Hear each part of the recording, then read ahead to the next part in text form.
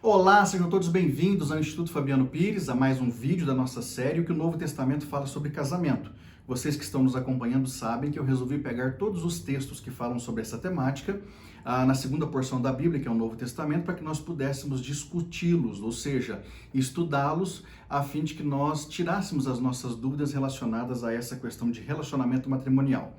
Antes de nós entrarmos aqui no vídeo de hoje, eu gostaria que você se inscrevesse em nosso canal, caso não seja uma pessoa inscrita, da mesma maneira que você pudesse curtir esse vídeo, porque curtindo ele se torna mais relevante, chega a mais pessoas, e também que você pudesse aí clicar nessa setinha e compartilhasse esse vídeo com pelo menos umas 5 pessoas do seu ciclo de relacionamento, que com certeza vão ser também abençoadas com aquilo que nós vamos discutir, até porque o texto de hoje realmente vem para muitos esclarecimentos, tá bom? Bem, nós vamos falar hoje sobre 1 Coríntios capítulo de número 7, e o tema do nosso vídeo é como saber o que é ideal no casamento, ou seja, como é que eu sei aquilo que é o certo e aquilo que é o errado.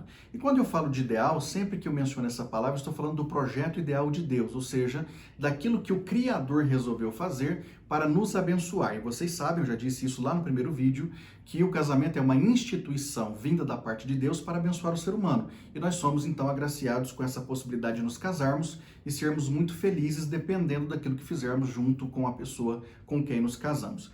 Então, 1 Coríntios capítulo de número 7 é um dos textos muito queridinhos de quem estuda sobre casamento e de quem ministra para casais, quem ensina casais, quem treina casais, porque ele traz uma série de assuntos dentro dessa temática que nos faz realmente ficar com a mente bem tranquila com relação ao conhecimento devido em cima dessa questão dessas partes. Até porque o texto vai tanto nos falar a respeito da nossa situação enquanto casados, mas também nos trazer orientações a respeito da situação daqueles que são solteiros. E é mais que evidente que estudar esse tipo de texto é muito interessante, principalmente porque ele vai nos mostrar a vida como ela é, sem nenhum tipo de subterfúgio, sem nenhum tipo de, quem sabe, invenção de história como nos cinemas ou desenhos animados, tá bom? Então eu vou dividir aqui o texto em pontos, eu vou lendo os pontos para vocês e ao mesmo tempo os textos para que nós possamos nos sintonizar, tá bem? Então 1 Coríntios capítulo 7, versículo 1 diz assim: quanto aos assuntos sobre os quais vocês me escreveram, essa é a parte A do texto, né, do versículo 1. Então, a primeira coisa que nós precisamos mencionar aqui como primeiro ponto é que os crentes ou os cristãos professos da igreja de Corinto haviam haviam escrito para Paulo, pedindo a ele orientações relacionadas à questão do casamento. E aí, por conta dessa questão das dúvidas que eles tinham, Paulo, então, escreve, evidentemente, em cima ou baseado naquelas dúvidas, para que eles pudessem, então, ficar muito tranquilos com relação a esse conhecimento. Repito, porque, na verdade, principalmente agora, professando uma fé em Cristo, eles com certeza sabiam que tinham que ter um novo comportamento, então o ideal seria saber realmente como um homem casado e uma mulher casada deveriam se comportar.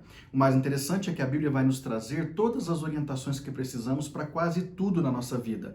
De alguma forma, nós sempre temos condições de aprender pela palavra de Deus aquilo que de fato precisamos aprender para que possamos ter um dia, um mês, um ano, toda a nossa vida de maneira abundante, uma vez que somos abençoados e direcionados pelo Deus que nós servimos. Então, primeiro ponto, havia dúvidas por parte daqueles cristãos, eles escrevem a Paulo e Paulo então resolve tirar essas dúvidas dessas pessoas. O ponto de número 2 é justamente quando ele já começa a falar sobre casamento, ou seja, ele fala, bom, sobre aquilo que vocês me escreveram, e aí ele já começa dizendo, é bom que o homem não toque mulher, mas por causa da imoralidade, cada um tem a sua esposa e cada esposa tem o seu próprio marido. Então, Paulo já começa nesse capítulo número 7 a dar as primeiras orientações sobre a questão do casamento. E a primeira informação que ele nos passa é que o ideal seria que a pessoa permanecesse solteira. E é mais que evidente que Paulo não disse isso apenas por dizer, pelo contrário, ele tinha explicações e ele vai dar essas explicações daqui a instantes, mais à frente, enquanto ele está escrevendo, mostrando que a situação de solteiro ela é mais favorável do que a situação de casado em determinados aspectos. E é por isso que ele já menciona, o ideal seria que o homem não tocasse mulher, mas em contrapartida, até para que o homem não fique literalmente sendo pressionado a de repente, quem sabe, cometer alguns erros crassos em especial o sexo fora do casamento. Então, por causa da possibilidade de cair na imoralidade sexual, o Paulo diz, o ideal então é que cada homem tenha a sua esposa e cada mulher tenha o seu próprio marido. Inclusive, até aqui nessas falas de Paulo, nós já vemos aquilo que eu mencionei anteriormente, né? Falando, por exemplo, sobre o capítulo 1 da carta aos Romanos, quando ele defende alguns princípios norteadores a respeito daquilo que Deus fizera desde o primeiro momento da criação. Que nós já falamos sobre isso sem nenhum tipo de polêmica, é uma questão que está na Bíblia e nós estamos aqui para estudar a Bíblia, não estamos aqui para estudar qualquer outro tipo de fonte de conhecimento. Então, desde o Gênesis, depois isso é confirmado no próprio texto do Novo Testamento, Deus fez com que o seu projeto ideal tivesse alguns princípios, dentre eles o princípio da heterossexualidade, relacionamento entre macho e fêmea, e Paulo fala aqui justamente disso, cada homem, ou seja, cada macho, tem a sua esposa, ou seja, a sua mulher, sua fêmea, e cada mulher tenha o seu marido. Relação monogâmica é um outro princípio, relação de interdependência é um outro princípio, e também a relação duradoura, ou seja, aquela relação que dura por toda a vida do casal, e é isso que nós prometemos lá no altar. Então, Paulo vai dizer que o ideal seria, para que não pudesse haver essa possibilidade do casal cair em imoralidade, então que cada homem tivesse sua esposa e automaticamente cada mulher tivesse então o seu marido, tá bom? Depois nós temos o ponto de número 3. O Paulo já começa a entrar em umas situações que já são mais íntimas da vida do casal. Ele já começa a entrar nas particularidades relacionadas à vida sexual. E ele diz a partir do versículo 3... O marido deve cumprir os seus deveres conjugais para com a sua mulher e da mesma forma a mulher para com seu marido. A mulher não tem autoridade sobre o seu próprio corpo, mas tem-no o marido. Da mesma forma o marido não tem autoridade sobre o seu próprio corpo, mas tem-no a mulher. Não se recusem um ao outro, exceto por mútuo consentimento e durante certo tempo para se dedicarem à oração. Depois, unam-se de novo para que Satanás não os tente por causa da falta de domínio próprio. Então, nesse texto aqui, Paulo já vai entrar literalmente na questão da vida sexual do casal e, num primeiro momento, ele já afirma contundentemente que é obrigação dentro do casamento o marido suprir emocional e sexualmente as necessidades da sua mulher e é também a mesma obrigação da mulher suprir o marido emocional e sexualmente. Por isso que ele diz que o marido tem que cumprir os seus deveres conjugais para com a sua esposa e vice-versa. É claro que Paulo não está dizendo que o fato de um homem não mandar no seu próprio corpo nesse sentido e a mulher também não mandar no seu próprio corpo, não significa que um cônjuge é dono do outro e faz o que quer, quando quer, da maneira que quer. Não é essa a premissa do Paulo. O que o Paulo está dizendo é justamente que agora, como são uma só carne, ambos, marido e mulher, precisam se entregar um ao outro de maneira completa, inclusive nesse particular de satisfazer ou de suprir emocional e sexualmente essas necessidades que ambos têm, tá bom? Então, o Paulo não quer, sob hipótese nenhuma, dizer que o marido manda na esposa e que tudo tem que acontecer à revelia. Não é essa a ideia do Paulo. A ideia do Paulo é apenas dizer que agora ambos são uma só carne e precisam suprir essas necessidades e carências um do outro. Também o Paulo vai dizer que o ideal é que ambos não fiquem separados sexualmente por muito tempo. Se houver necessidade por alguma razão, e ele cita pelo menos uma, que é o caso da oração, ele diz que seja uma separação, primeiro por mútuo consentimento, e aí ele fala um objetivo, ele cita a oração, e depois ele conclui dizendo que seja também por tempo determinado, por pouco tempo de preferência, e logo em seguida já voltem a se unir sexualmente de novo, justamente para que vocês não sejam tentados por conta da falta de domínio próprio.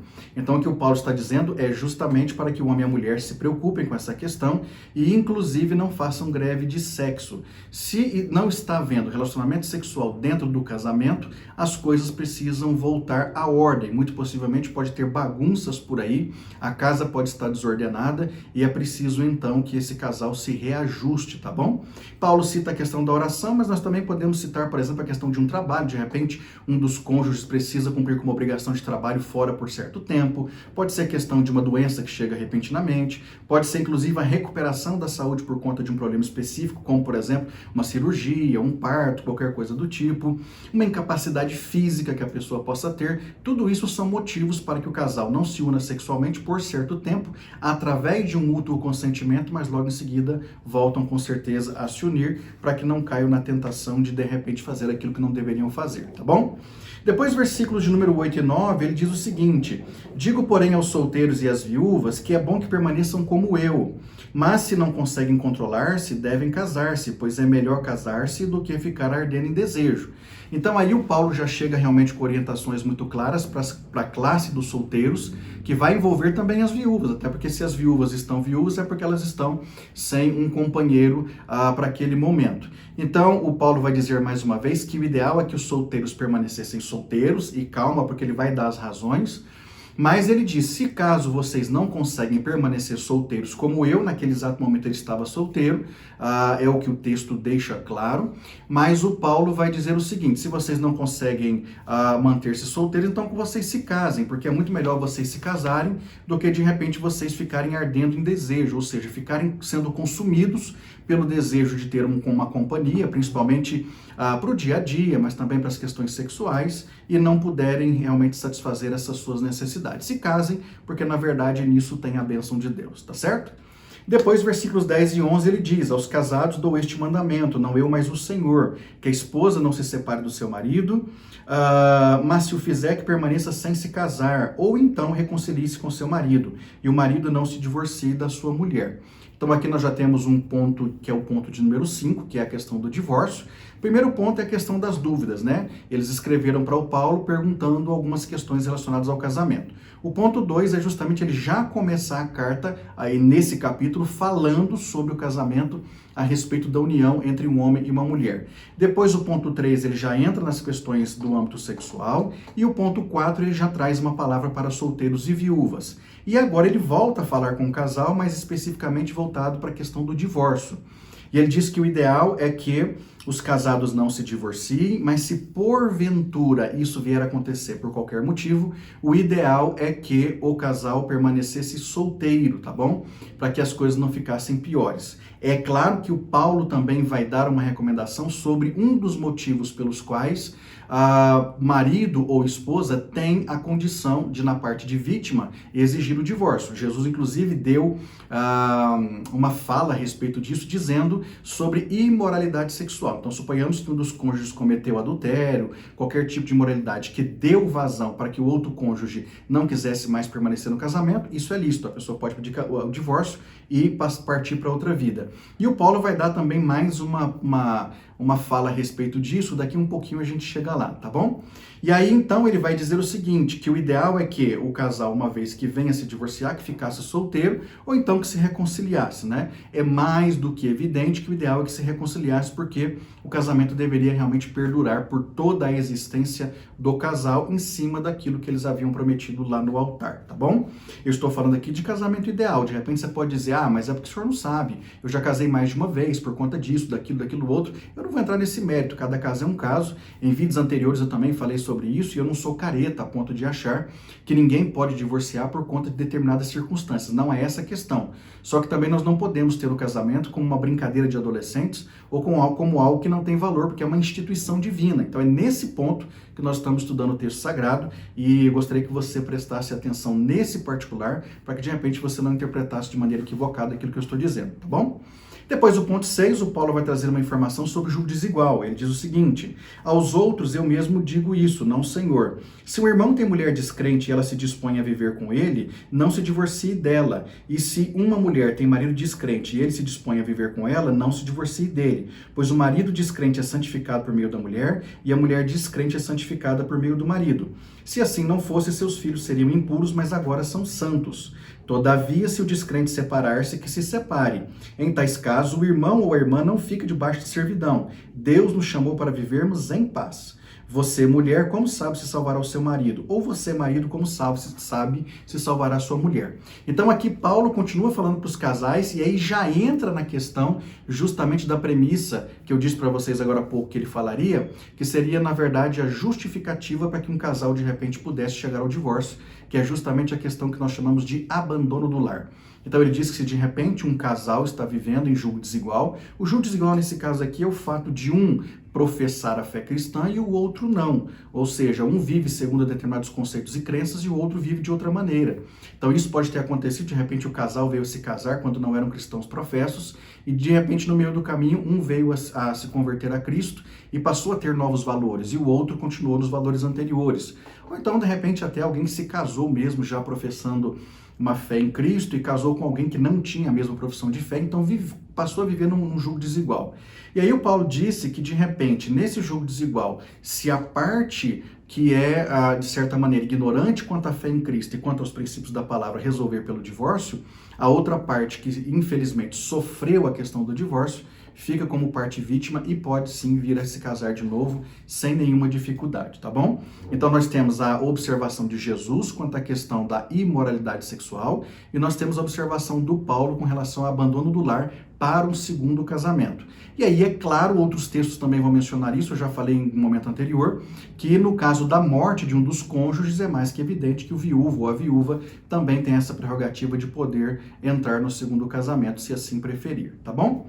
Depois, lá no versículo 25 a 28, porque aqui eu pulei alguns textos, porque na verdade eu estou resumindo a questão, ele diz o seguinte: quanto às virgens, não tenho o mandamento do Senhor, mas dou meu parecer como alguém que, pela misericórdia de Deus, é digno de confiança. Por causa dos problemas atuais, penso que é melhor que o homem permaneça como está. Você está casado, não procure separar-se. Está solteiro, não procure esposa. Mas se vier a casar-se, não comete pecado. E se uma virgem se casar, também não comete pecado. Mas aqueles que se casarem enfrentarão muitas dificuldades na vida e eu gostaria de poupá-los disso. Depois, lá no 32, ele diz assim: gostaria de vê-los livres de preocupações. O homem que não é casado preocupa-se com as coisas do Senhor, em como agradar ao Senhor, mas o homem casado preocupa-se com as coisas deste mundo, em como agradar sua mulher, e está dividido. Tanto a mulher não casada como a virgem preocupam-se com as coisas do Senhor para serem santas no corpo e no espírito.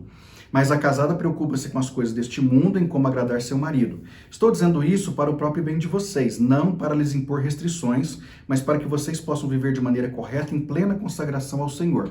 Então, perceba que o Paulo, ele está literalmente dizendo que as virgens, no caso, né, principalmente as pessoas virgens que evidentemente não se casaram, elas, se quiserem permanecer assim, vão fazer muito bem, mas se não, se quiserem se casar, show de bola.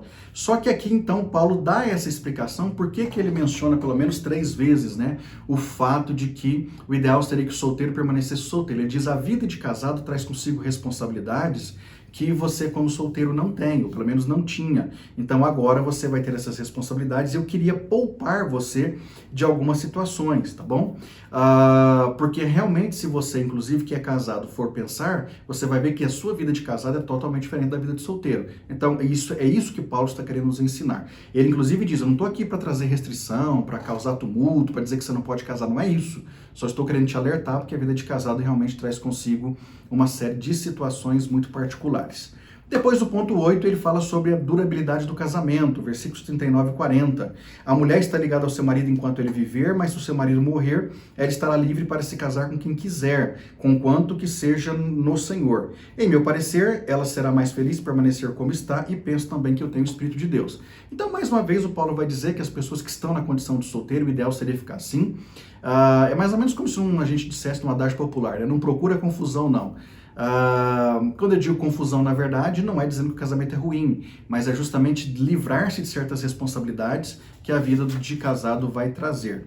Então, Paulo, com essas orientações, vai nos mostrar que o casamento é extraordinário, o casamento é uma bênção de Deus, só que nós temos que ser maduros para entender que o casamento traz consigo, e eu já disse isso em vídeo anterior, muito mais deveres do que direitos. Tem gente que entra no casamento pensando assim: agora eu que mando no pedaço, eu tenho muitos direitos, eu vou fazer acontecer. Não é assim.